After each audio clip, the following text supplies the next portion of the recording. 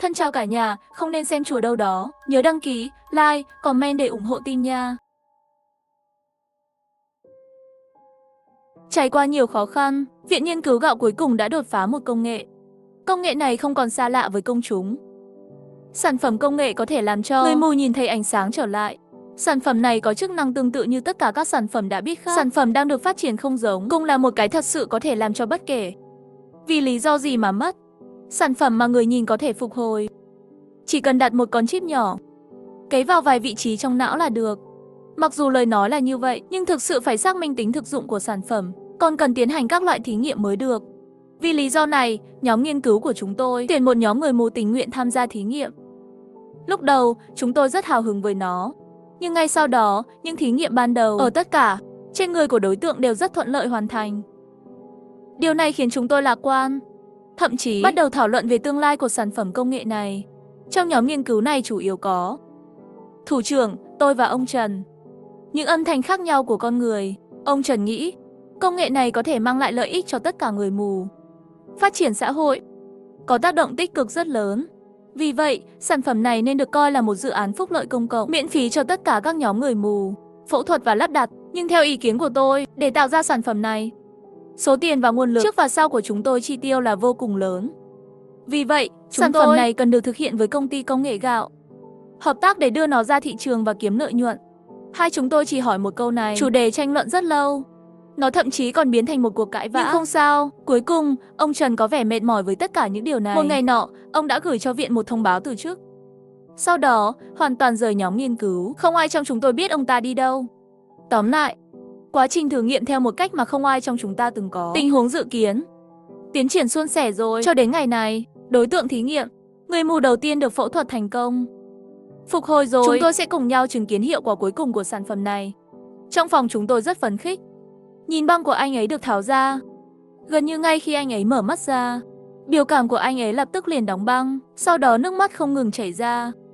Thí nghiệm thành công rồi, người mù lại được nhìn thấy ánh sáng. Tất cả chúng tôi đều mừng cho anh ấy. Anh ấy cũng rất hào hứng bắt tay từng người chúng tôi, nói những lời chúc phúc với nhau. Cho đến khi anh ta nói chuyện với người cuối cùng trong phòng, một điều kỳ lạ đã xảy ra. Trong lời chứng của tất cả chúng tôi, anh ấy lại bắt tay nói chuyện với không khí. Dường như trong góc phòng còn có một người không nhìn thấy. Chúng tôi không ai biết anh ta nhìn thấy gì. Nhưng không khí trong phòng thực sự từ sự phấn khích vừa rồi, khoảnh khắc biến thành sự im lặng ngột ngạt. Và trái tim tôi cũng vô cùng bất an. Người đàn ông dường như cũng bắt đầu nhận thấy không đúng. Anh ta nhìn không khí, sau đó lại nhìn biểu tình đông cứng chúng tôi. Ngay lập tức, biểu tình của anh ta cũng bắt đầu có chút không tự nhiên. Chúng tôi im lặng một lúc, cho đến một khoảnh khắc, ha ha, làm các bạn sợ rồi. Người đàn ông đột nhiên bật cười. Điều này làm chúng tôi giật mình. Theo anh ta giải thích, hóa ra, từ ngày bắt đầu điều trị, chỉ là một trò đùa đang tính toán thôi. Anh ta sẽ nhìn thấy ánh sáng một lần nữa, giả vờ như đang ở trong phòng, nhìn thấy một người nữa, và lừa chúng tôi một chút. Thì ra là vậy. Sau khi anh ấy giải thích xong, mọi người thở phào nhẹ nhõm, sau đó lại cười. Đây là một trò đùa bất ngờ. Và tôi cũng cười rất xấu hổ.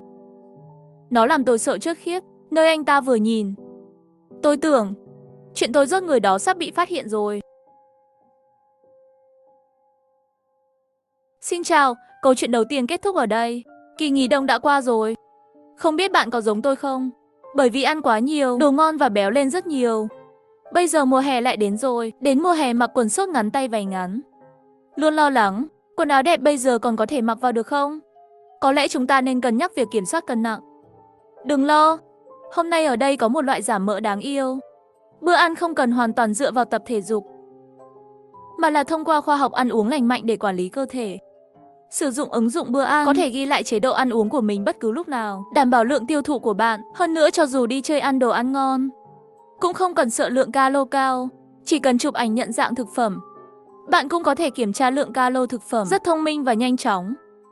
Thậm chí bạn cũng có thể trực tiếp dựa vào ứng dụng ăn uống, kế hoạch công thức tùy chỉnh, tạo trực tiếp cho bạn công thức nấu ăn ngon của riêng bạn. Và tất cả đều là nấu ăn tại nhà, để bạn có thể yên tâm ăn và dễ dàng kiên trì. Cho dù bạn không tiện nấu ăn, thường xuyên đặt hàng, máy gacha chính là phúc âm cho những người mắc chứng sợ lựa chọn. Chọn ngẫu nhiên để giao hàng, làm theo ghi chú để ăn, cũng đừng lo lắng về việc béo lên. Tất nhiên, trong quá trình giảm cân, uống nước cũng rất quan trọng. Bổ sung nước hàng ngày, Nó cũng có thể tăng tỷ lệ trao đổi chất của bạn, giảm bụng. Một cú nhấp chuột để mở lời nhắc uống nước theo thời gian của ứng dụng bữa ăn. Không còn phải sợ quá bận rộn mà quên uống nước nữa. Tóm lại, ăn uống khoa học mới có thể khỏe mạnh giảm cân, bất kể là đi học hay đi làm. Tất cả đều có thể cùng nhau theo dõi bữa ăn. Tôi là một đạo sĩ mù. Gạ bán hàng, thầy bói, kiếm ít tiền. Mỗi lần có người tìm tôi xem bói, tôi sẽ giả vờ vuốt về tay anh ấy để giải thích lòng bàn tay, đồng thời phải nhìn trộm. Dựa vào điều này để nói một số điều tuyệt vời. Phương pháp này luôn có thể giúp tôi kiếm được một số tiền. Hôm nay cũng là ngày có nhiều khách hàng trước đó. Vì vậy, tôi chỉ đơn giản là đặt thêm quầy hàng cho đến khi trời tối trên phố không còn ai nữa mới định rời đi.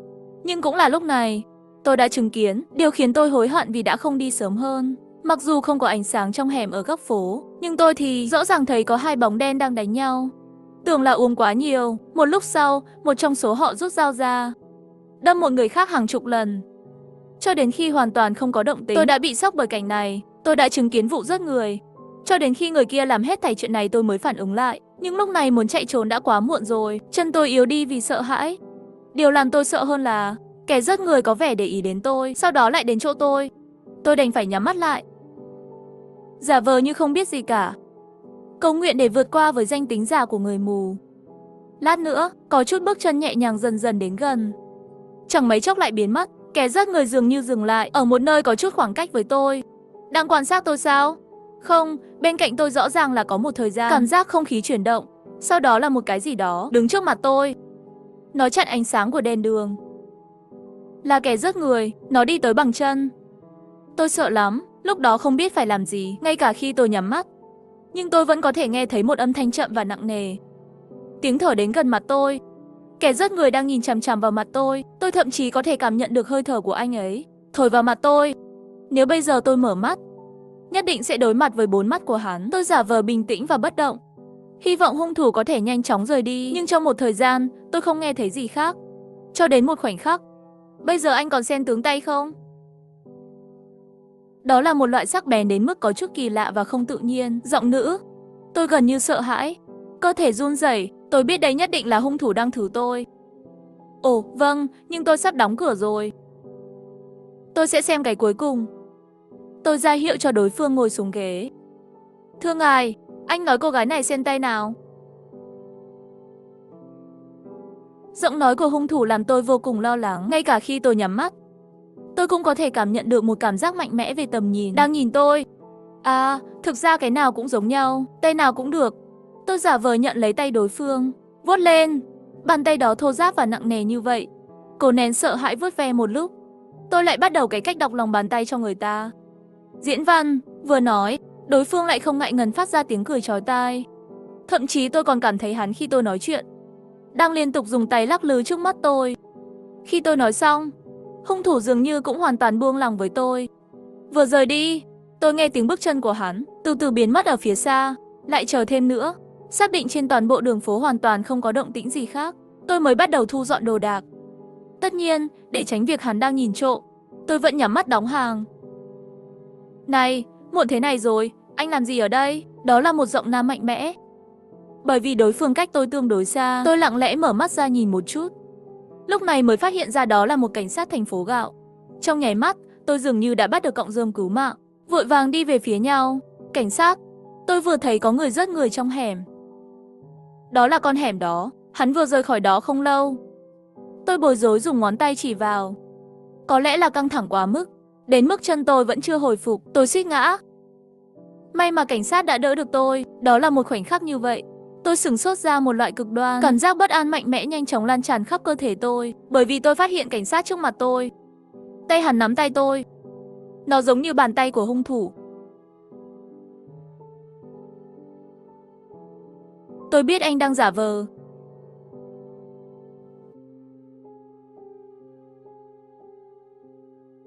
Tôi có một người bạn anh.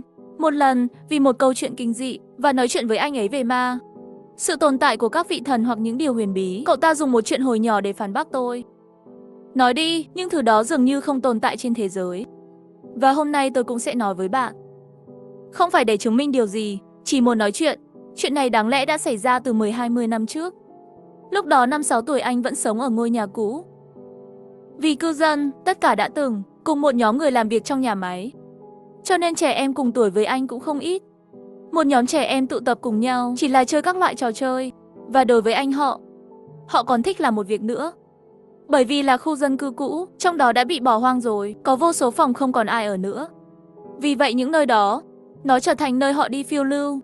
Lý do tại sao nó trống rỗng là vì bị ma ám. Loại giải trí này ngồi lâu cũng sẽ cảm thấy nhàm chán. Nói là bị ma ám, nhưng họ chưa bao giờ nhìn thấy những thứ ghê gớm như vậy. Vì vậy, họ bắt đầu tìm kiếm những niềm vui khác. Như ngày đó, anh nhìn thấy có 2 đứa trẻ đứng bên giếng nước dưới một cái cây lớn gần đó. Nhìn vào bên trong, cái giếng đó rất nhỏ, nửa người cao, rộng khoảng nửa mét.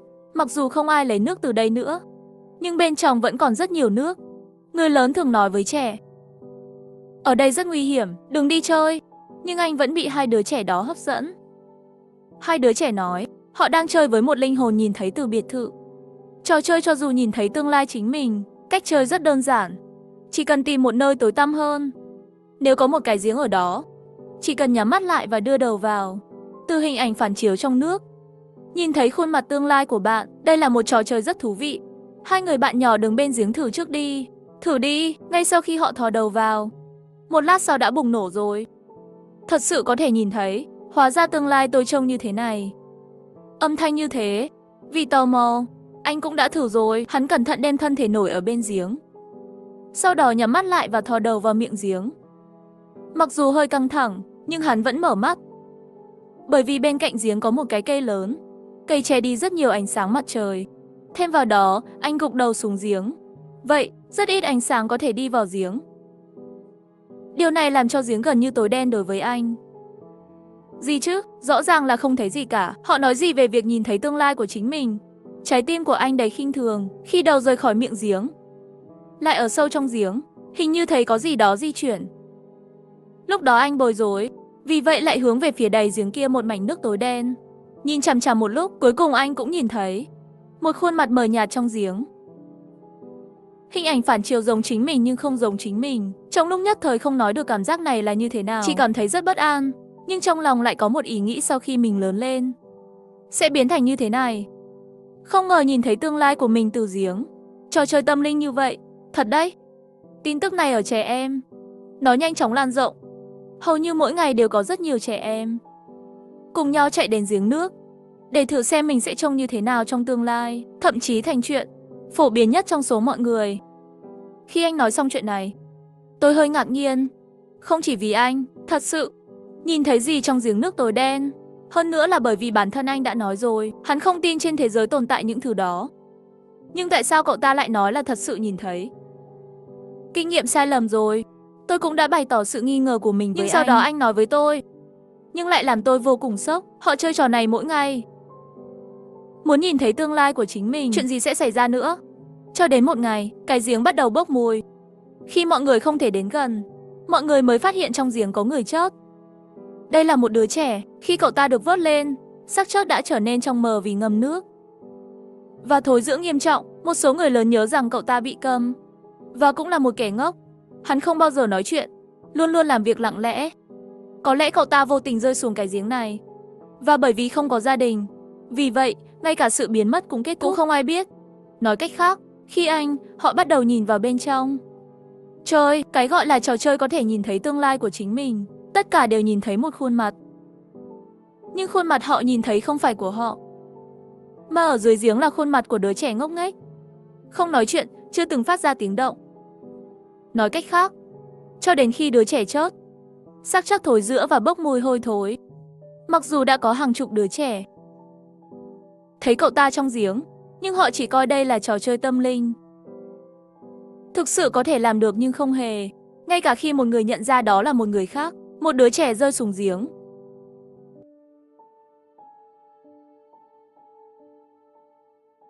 Tôi là nhà văn Văn Thiếu Nhi. Tôi đã viết rất nhiều về trẻ em nổi tiếng ở thành phố gạo. Sách bán chạy nhất. Thực ra tôi cũng không hiểu làm thế nào điều này được thực hiện. Từ nhỏ đến lớn, bản thân tôi có một cuốn truyện cổ tích, chưa từng thấy sách hay sách ảnh. Cuối cùng sẽ trở thành một chuyên nhà văn viết loại sách này. Chắc là nhờ vào trí tưởng tượng của tôi. Tôi luôn có những tưởng tượng cực kỳ phong phú. tôi sẽ mơ về những đám mây như kẹo dẻo, mặt trời với khuôn mặt ông già tốt bụng, một bụi cây với bánh ngọt và kẹo, và dòng sông nước ngọt. Tóm lại, tôi đã viết tất cả chúng vào câu chuyện. Sau đó viết thêm vài đứa trẻ làm nhân vật chính. Sau đó là một cuộc phiêu lưu khác, đang đợi họ, cho đến khi họ thành công trên thế giới này, sống sót, hoặc một kho báu tuyệt vời, trở về thế giới ban đầu. Sách và sách ảnh tôi viết luôn theo phong cách như vậy. Điều thú vị là điều này dường như thu hút rất nhiều trẻ em thích. Hầu như tất cả các cửa hàng sách sẽ bán của tôi, đặt sách ở vị trí dễ thấy nhất. Nó không là gì đối với tôi. Sau tất cả, tôi đã kiếm được rất nhiều tiền từ việc này. Ngày nào tôi cũng không phải làm gì cả. Ngoài việc chơi trò chơi, lướt video, thì chính là việc ăn đồ ăn ngon. Trong số đó, điều tôi thích nhất là đọc thư của người đọc. Từ những bức thư của những đứa trẻ đáng yêu viết cho tôi. Những bức thư trong email đó, họ có thể, đó là sự nhầm lẫn của trẻ em về việc sắp xếp các nhân vật và câu chuyện. Có lẽ đó là nỗi đau khổ gặp phải trong cuộc sống, hoặc là một số cuộc trò chuyện bình thường.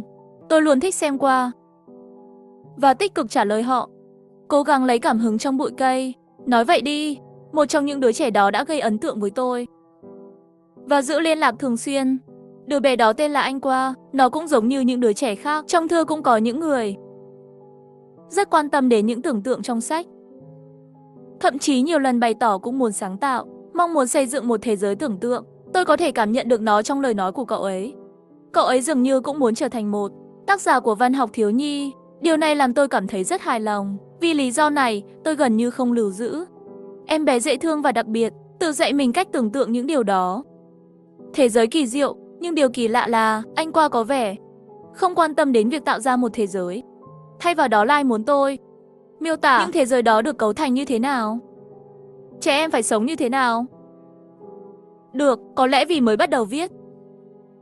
Vì vậy, mọi người luôn thích bắt chước người khác. Tôi hiểu. Vậy, cũng luôn theo chủ đề của Anh Qua để giao tiếp với cậu ta. Thời gian đó rất vui vẻ. Đáng tiếc thời gian tốt đẹp không dài. Sau một thời gian, dường như mọi người đều thích tôi. Niềm vui cuối cùng đã đến hồi kết. Doanh số bán sách của tôi bắt đầu giảm mạnh. Thậm chí trở thành tình huống hầu như không ai mua. Sự thay đổi này khiến tôi vô cùng sốc. Tôi đã tạm dừng bài viết của mình. Ngay cả bản dịch yêu thích nhất, đọc thư của độc giả cũng không làm nữa. Tôi đã không hồi phục cho đến một thời gian dài sau đó. Chuẩn bị trở lại sự nghiệp viết lách. Cũng tại thời điểm này, tôi lại đi xem lại rồi. Đến bên mình lâu rồi không xem. Trong đó tôi cũng thấy email của Anh Qua. Anh Qua vẫn như trước, gửi cho tôi trong thời gian này nhiều thông tin tương tự như trước. Có lẽ vì tôi chưa trả lời. Cuối cùng cậu ấy chỉ gửi cho tôi một email rất ngắn gọn. Không còn tin tức mới nữa. Nội dung của email đó chỉ có một câu ngắn: tôi muốn đi đến giấc mơ. Thế rồi nói sự thật. Email như thế này làm tôi hơi sợ. Nó trông giống như một lá thư tạm biệt đặc biệt. Tôi thậm chí còn lo lắng liệu Anh Qua có làm điều gì ngu ngốc không, nhưng chính mình lại không dám đi hỏi. Chỉ có thể tiếp tục giả vờ không nhìn thấy. Dù sao nếu thật sự là như vậy, vì vậy, tôi đã bỏ qua email của cậu ấy. Trái tim sẽ bị coi là nguyên nhân khiến cậu ta làm chuyện ngu ngốc. Nhưng chắc là không thể như tôi nghĩ đâu. Dù sao đây chỉ là email của một đứa trẻ. Hầu hết trẻ em sẽ không làm những việc như vậy phải không? Tôi luôn tự an ủi mình như vậy. Cho đến một ngày, đột nhiên, cửa nhà tôi bị gõ. Tôi bối rối mở cửa. Bên ngoài có một đám cảnh sát. Theo như họ nói, họ đến vì Anh Qua. Bởi vì họ đang ở trong email của Anh Qua. Tìm thấy rất nhiều đến mail mà tôi đã gửi cho cậu ta. Cái chỉ là tình hình thực tế khác với những gì tôi mong đợi. Hoặc là nói tôi từ miệng của cảnh sát. Tôi vô cùng sốc khi biết được điều gì đó. Anh Qua không phải là một đứa trẻ. Hắn là một người đàn ông trung niên độc thân. Chính xác, hắn là một người rất xấu xa, kẻ bắt cóc ấu dâm đáng sợ. Trong thời gian qua, hắn đã nhiều lần bắt cóc nhiều trẻ em và giam giữ họ ở một nơi mà hắn thuê, dưới tầng hầm. Và kết cục của những đứa trẻ tội nghiệp cũng là sau một thời gian bị giam cầm bởi kẻ biến thái, bị Anh Qua tra tấn. Khi cảnh sát tìm thấy tầng hầm đó, cũng bị sốc, bởi vì tầng hầm đó đã bị Anh Qua cải tạo và thay đổi, hoàn toàn biến thành một nơi rất khó hiểu. Vậy tầng hầm đó bây giờ trông như thế nào? Tất cả đều dựa trên email của tôi với anh ta. Những gì tôi đã mô tả cho anh ấy, cái gọi là hộp tưởng tượng thực sự thuộc về trẻ em, để cải tạo. Thân chào cả nhà, không nên xem chùa đâu đó. Nhớ đăng ký, like, comment để ủng hộ team nha. Trong một tuần nữa,